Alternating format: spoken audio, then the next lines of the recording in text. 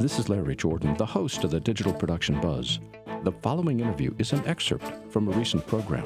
To hear the entire program, visit digitalproductionbuzz.com. We've had a chance to take a look at the trade show side of media, but I want to shift gears and look at a company that covers it from a publishing and media marketing point of view. And I'm delighted to introduce Simon Tillyer. He's the managing director of TV Bay. And Simon, thanks for joining us today. Pleasure, Larry. Explain to me what TV Bay is, because I'm sitting in a KitPlus booth. So help me understand the disconnect here. Okay, so TV Bay was originally founded some 12 years ago, in a time when the internet was, the search engines were in their infancy. You had about a dozen search engines to choose from. Seems hard to imagine now with Google. And we noticed a gap in the market where video equipment was quite hard to buy and sell unless you were part exchanging it. So we developed a website called TV Bay, where people could go on, advertise their kit for sale, and a classified listing site. And we were constantly battling with search engine algorithms to get the site found, and even today, roughly 80% of our traffic comes from search engines.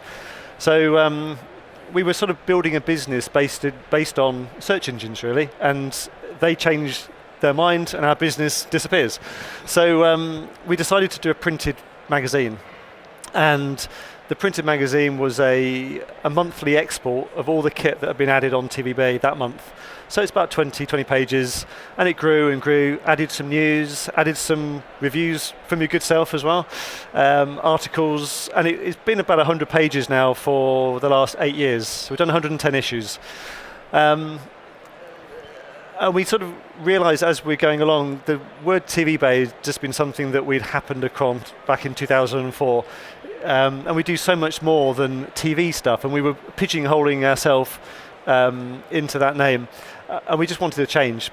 And we started doing different things as well. We were doing studio stuff like we're doing here at BVE, video production stuff we were doing. We were doing our own live shows similar to your Buzz, not as good as your Buzz show, of course, but we were doing our own things like that. And we felt we needed a rebrand. The heart of everything we do is kit-based. It's all about the equipment. We're not really interested in people moving companies, doesn't really interest us. What we're really interested in is the equipment. So Kit was a good name, and we do lots of other things. KitPlus came about. So we've sort of merged from TV Bay into KitPlus. Some people still know us as TV Bay. It's going to take a while for that brand to slowly go down. So do I look at you and think KitPlus, or do I look at you and think TV Bay? KitPlus from now on, I think. All right, KitPlus, I can do that. Hence the KitPlus studio here at BVE. So why are you at BVE? I mean, I'm incredibly grateful to you for sharing your studio with us. This is a huge treat, and we're delighted to be here. But why? Okay, so we find everything we do in our business is based on marketing equipment and services offered within the broadcast and pro video industry. So our customers are basically all the exhibitors at BVE are our potential customers, people that support things we do. And at a show, what can a magazine really do at a show? I mean, you get two types of magazines. You have online magazines, you have printed magazines. And I think it's quite good to say we are a printed magazine that also has an online version as well. But either way, at a trade show, you can get your 3x2 booth, you can have magazines out. It's all pretty dull and boring. And we like to do something a little bit more upmarket from that. So for the last 4 or 5 BVEs here in London, we've set up a studio, and we get our customers who are our supporters of the magazine. They come on the show. We do roughly 6 30-minute shows a day. So we're doing 18 live shows over 3 days. We have a presenter sat in your chair normally, and she's interviewing guests. We have 4 chairs here, so we have panel guests, we have ones and twos, and they're talking about their new products, how the industry's going, and we're basically streaming out on the BVE homepage. So we are BVE TV, for want of a better word, and we work very closely with BVE in making sure the show works. They're very generous with their support of promoting it. and in return, hopefully, we give them a good quality stream for the 3 days. As you've been planning the show, because I know you're also involved with the producing, as you're planning the show, what subjects seem to be the hottest, which have the greatest interest? To be honest, today, most of the shows today have been a cloud-based technology was a big one. We had a Playbox on this morning. Yeah. So Playbox were, they have a channel in the box which replaces the old machine control room effectively. And they were saying that when they came up with the concept of a channel in a box 10 years ago, they were just laughed at. How can you possibly replace these people putting VTs in VTRs? And their whole solution was a PC-based system where you automate a channel. And they've now taken that a step further, and they've made it a cloud playout system, so that instead of loading all your shows into your channel in the box, effectively, it's all uploaded to the cloud. They've partnered with Tata Communications so that you can upload your weeks-long schedule up to their cloud and play out automatically. So that was a big one today. We've also been chatting to GTech about the new archiving and storage options they've got. Who else have we had today? It's been a busy day. Oh, I know. It's been a busy day. When I cover NAB, I have a hard time remembering what happened 15 minutes ago. But thinking about that, I'm looking backstage, which nobody can see because you've got this beautiful set that you've designed. But we're looking at 6 technical people and a whole raft of gear. How would you what gear are you using to do the show? Well, if I talk about the people first, so KitPlus, TV Bay, whatever, it's a very small company. I don't know. They don't know who they work for.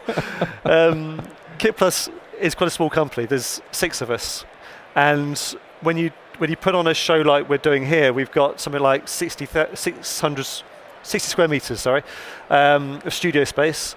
And we've got an audio guy, we've got a vision mixer, we're checking the stream, we've got an editor, we've got crews going around the show, so we've got quite a lot of personnel.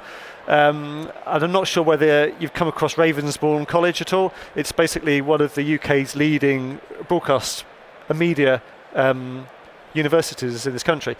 And we basically contact them every year at BV. We contact them saying, look, we're doing the show, anybody fancy helping? And they're always very generous with their time.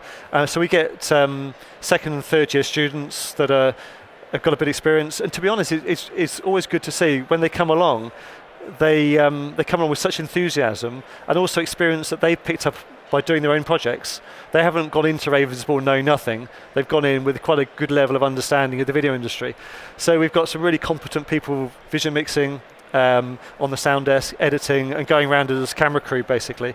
We're using PTZ cameras here, so we've basically made 3 cameramen redundant by doing that, but they're being controlled as well on the desk. As far as the kit we're using, we're editing odd cutaways on Premiere Pro, just on a Mac. We've got a TriCaster, NewTek TriCaster, and we're using a pre-Sonos sound desk. The benefit with the TriCaster is we're able to, that could do the whole thing. It could take all the cameras in. We're using a pole cam that's just flown over my head. Pole cam, 3 cameras, and we've got 3 crews going around which are fitted with video sys wireless links. So anywhere in this hall with Wi-Fi signals going all over the place, the video sys links still give us a clean feed. So we can cut to anybody anywhere in the hall. So somebody can tweet in and say... Live switching to the camera in the hall from here? From here, to 2 cameras, alternate. So the presenter here can have a conversation with our other presenter who's roaming the halls, and they can have a conversation and we can switch between each one. Now how are you getting the cameras to communicate? We're using RTS, I don't know the exact model, but RTS have loaned us a talkback system. One of the great things about our industry is everybody is so friendly, and everybody they just loan us equipment. We work with these guys, and RTS have loaned us 4 belt packs so the guys roaming around can communicate. NewTek have loaned us the TriCaster. The cameras from Panasonic, the lights are from AC Lighting just over the way there, and they loan this stuff freely to us so that we can talk about it. I guess we can get them on the show to talk about it, and in the magazine we'll then write about it and give them as much promo as we can. Thinking about all this technology and shifting back to your experience publishing the magazine, what new technology are you writing about and covering that seems to be increasingly that's hot? Where's the industry headed? So we do, I mean, our magazine is probably not unique, but we have a simple formula with our magazine. So each month has a feature. So we've just done the acquisition feature, which is always one I really love, because you sometimes when you do a feature that's more focused on storage and archive, getting any images to go with that is a nightmare, and you end up with a very wordy magazine, which is a good read, but it's got a hard read. With something acquisition, it's very visual, obviously. So we've covered in this current issue, we've been covering stabilizing, which has been a very interesting one. We've covered, again, I think there's only 2 in the UK called Perfect Horizon, and they're a very high-level stabilizer that is mainly a boat-based device for filming boat races, high-speed races on rough seas, and it can hold a big broadcast camera perfectly stable no matter what weather it's on. And we're going to actually be testing that out in the coming months as well. We're going to be testing that against a handheld stabilizer. So that's been quite a good one. Drones are always good. There's always a lot of health and safety type of editorial around drones and how the legislation's changing. I'm guessing the legislation in America, are you more relaxed about it now, or are you finding the drone legislation in the States is... No, we do have drone legislation, started December 22nd. So you Okay. have to be registered, and your drone has to be registered as well. Or you can't fly at all? Well, you can fly as long as you don't charge for it. If you charge Okay. for it, you have to be licensed. Sure, okay. And you have to be a licensed pilot. So you can't just simply say, I'm a drone operator. You have to have a pilot's license before you can fly a drone, which is extremely interesting. Yeah, and do you find that's cut down the amount of... I guess it must have cut down the amount of drone sales, or...? Well, no. The drones are still getting into trouble, but at least now we have ways of enforcing what happens. And it also leads to greater safety on set, because the people that are flying the drone know what they're doing. Yeah, yeah. So I think over here, we're still in this situation where you have to do basically a 4-day course.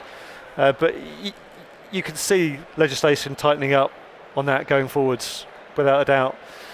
You know, Simon, I was just thinking, you do a print magazine in the age of the internet. Is anybody interested in reading a print magazine? Well, we had the discussion at NAB 2006 when we first decided to make the switch to print, and we were told, don't do it. Print's dead. It's of the past. And to us, that's like red rag to a bull. We've got to try it. And it's very satisfying because you get something through the post, you can hold it, you can feel it, you can pass it around. But we started to think, look, are we doing the right thing? Because the postage costs are going up. So we did a survey, and it was one of those surveys that you're afraid to push the send button because you don't want the wrong result. You don't want people to tell you what you don't want to hear. But we were actually staggered that 78% of our readers wanted to retain print. 78%? Only 22% wanted to switch to digital only. To digital, and of that 22%, 10% wanted the both. And to me, I think print. I think it's going to go full circle, and the popularity in print's just coming back again because people just realised the limitations of online magazines. They're very restricted in the Google optimization, very hard to find online. And actually, if I've been reading or working online all day, do I really want to read stuff online again? Personally, and I think it's very personal. But we were staggered, as I say, but 78% wanted print. So what do you have planned for future publications? What are you covering in the next 3 or 4 issues? How about next issue? What's the next issue's? Next issue's quite a good one, actually. Well, all of them are great, but next issue is our NAB preview, which is always great to know what's going on in NAB. So there'll be a lot of news about new developments, and our news section is never feature specific, it's just news. So next one is archive and storage and archive, I think, from memory. So there'll be a lot of thoughts on there on where are you archiving to? Are you archiving Oh, I locally? want to read that because we haven't figured that out at all at this point. We're only just there. Well, maybe not even there. But again, it's the big, how many backups do you do? And do you archive to the cloud? It is the cloud, is it okay to just store one copy in the cloud? If you're archiving locally, you're going to probably archive 2 copies. Should you archive to a drive that after 3 years to 5 years might not power up again? So there's all this whole conundrum about, firstly, what do you back up to? Why are you backing it up anyway? How are you going to find it once you backed it up? So there'll be I'm sure there'll be editorial there on media asset management, actually finding that archive. After all, if you can't find it, there's no point in keeping it. And the whole cloud thing again, and the speed of getting it up there and the speed of retrieval. So yeah, that should be quite a good one. We just need to find some good pictures to go with it. For people that want more information about the magazine and KitPlus in general, where do they go on the web? Okay, so they can read our online version at www.kitplus.com/magazine. There you'll find a link that you can read the online magazine. Kitplus.com is just our landing page, and you'll see the kit for sale and whatever. And we have articles, we have news and events as well. So anybody wanting to see the videos that we've been making here at BVE can go onto the event page of BVE, and they'll see probably 100 or so videos there. And NAB as well. NAB. So we'll be at NAB in a few weeks' time almost, and we'll be trawling the halls there as well. Very cool. Simon Tillyer is the managing director, actually one of 2 managing directors for KitPlus. The website is KitPlus.com. And Simon, thanks for joining us today. Thank you, Larry. If you'd like to see more videos like this one, please subscribe to our YouTube channel. To stay connected and receive updates from The Buzz, sign up for our free weekly newsletter now. Or you can learn more about us on our website. And thanks for watching The Digital Production Buzz.